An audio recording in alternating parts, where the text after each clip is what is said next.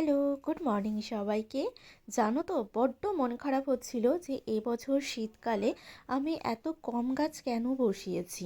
কারণ আমার সময়টা একটু অন্যরকম যাচ্ছিল, তার জন্য আমি গাছগুলো বসাতে পারিনি। বাট যে কটা বসিয়েছি সে কটা কিন্তু অনবদ্য ফুল দিয়েছে। দেখো প্রত্যেকটা গাছে এত কুঁড়ি আর এত পিটুনিয়া। পিটুনিয়া দেখতে তো অসম্ভব ভালো লাগে, কারণ সারা দিন এই ফুলগুলো থাকে।